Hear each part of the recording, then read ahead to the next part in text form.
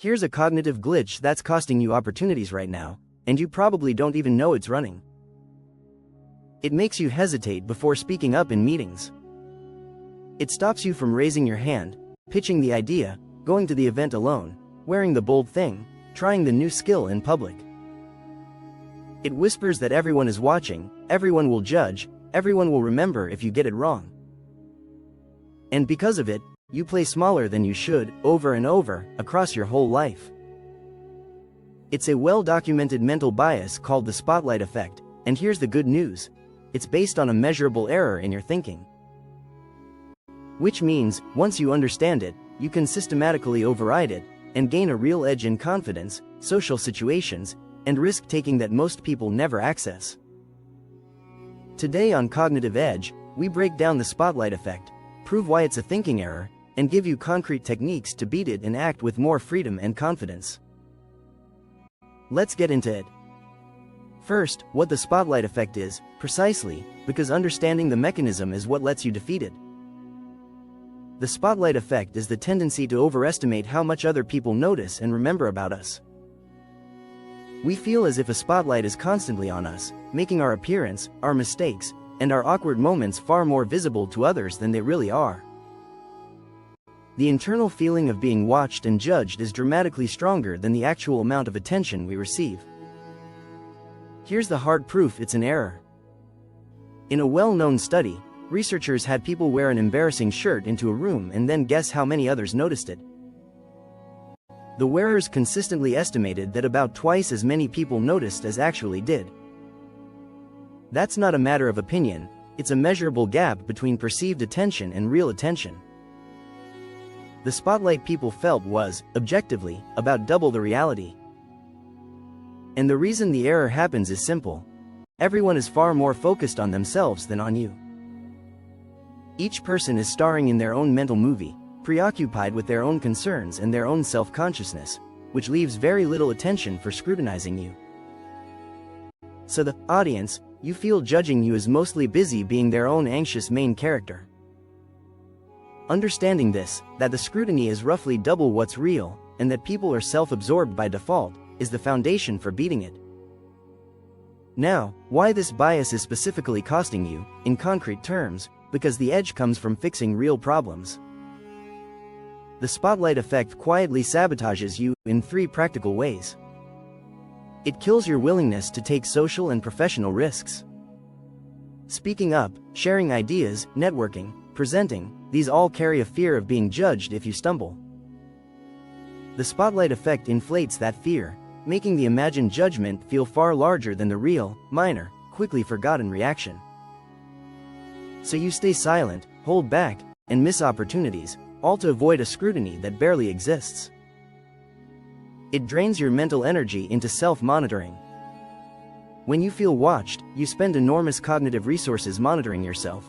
How'd I look? Did that sound stupid? Are they judging me?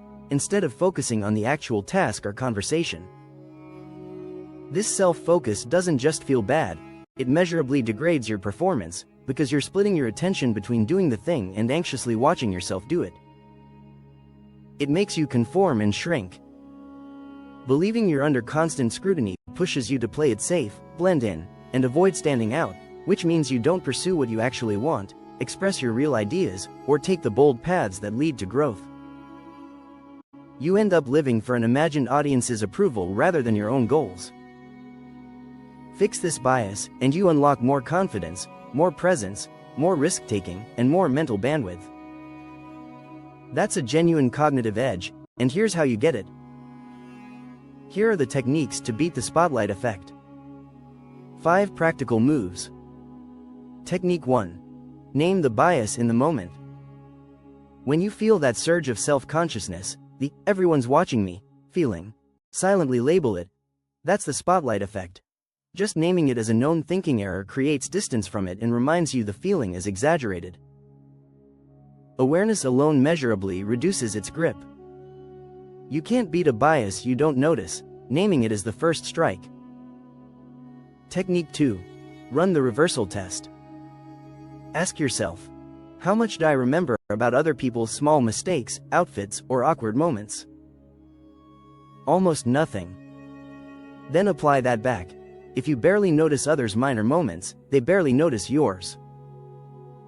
This quick mental reversal is powerful because it uses your own experience to prove the bias false in real time.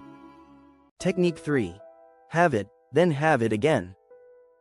Since research shows people notice roughly half of what you assume, deliberately take your gut estimate of how much others noticed, and cut it in half. Then remember that even the ones who noticed will mostly forget within minutes. This recalibration drags your inflated estimate back toward reality, where it belongs. Technique 4. Redirect your focus outward. The spotlight effect thrives on self-focus, so starve it by focusing outward. In a conversation, focus intently on the other person. In a presentation, focus on your message and your audience's needs. In any situation, put your attention on the task or the people, not on monitoring yourself. This both reduces anxiety and improves your actual performance, a double win. Technique 5. Deliberately practice small exposures. Beat the bias through evidence. Intentionally do small things that trigger mild self-consciousness. Ask a question in a group, wear something slightly bold, go somewhere alone, and then observe the reality. Almost nobody reacts, and life goes on. Each representative gives you direct proof that the feared scrutiny doesn't materialize, gradually rewiring your expectation. Confidence is built from evidence, and this manufactures it. Now the honest caveats, because cognitive edge gives you the complete picture. First, beating the spotlight effect doesn't mean becoming careless about how you affect others. Real social awareness still matters, and how we treat people genuinely counts. The goal is to eliminate the excess, exaggerated self-consciousness over minor things, not to stop caring about anything. There's a difference between healthy consideration and crippling, inflated self-focus, and we're targeting only the second. And second, this is a practice, not a one-time cure. Because the spotlight effect stems from being trapped in your own perspective, it never fully disappears. You'll always feel some version of it. The edge comes from consistently recognizing and overriding it, not from expecting it to vanish. Even knowing all this, you'll still feel watched sometimes. The skill is acting well anyway. Ongoing management, not permanent elimination, is the realistic and powerful goal. Here's where I'll leave you. The spotlight effect is one of those cognitive biases that, once you see it clearly, hands you a real advantage, because while nearly everyone suffers from it, almost no one knows it's a measurable thinking error they can override. Most people go through life quietly ruled by an imagined audience, playing small to avoid a scrutiny that's roughly double what's real and forgotten within minutes. You now know better. You know the spotlight you feel is inflated, that people are absorbed in their own movies, that the judgment you fear is quieter and rarer than it seems. And you have the tools to override the bias, name it, reverse it, have it, redirect your focus, and build evidence through action. Do that, and you free up enormous confidence, presence, and willingness to take the risks that actually move your life forward, all by correcting a single error in how your mind estimates attention. In a world full of people shrinking under an imaginary spotlight, the person who sees through it, and acts freely, has a genuine edge. The spotlight isn't as bright as it feels. Step forward anyway. That's where the advantage lives. If this sharpened your thinking, the next episode breaks down another hidden bias quietly shaping your decisions. That video's on your screen right now, and the full series is linked in the description below. Subscribe to Cognitive Edge for the mental tools that give you an advantage every week. And tell me in the comments, what's one thing you'd do more freely if you truly believed nobody was watching as closely as you feel? Naming it is the first step to doing it. See you in the next one.